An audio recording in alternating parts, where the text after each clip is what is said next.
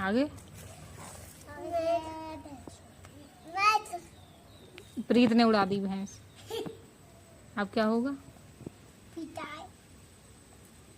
करो, कैसे करते हैं?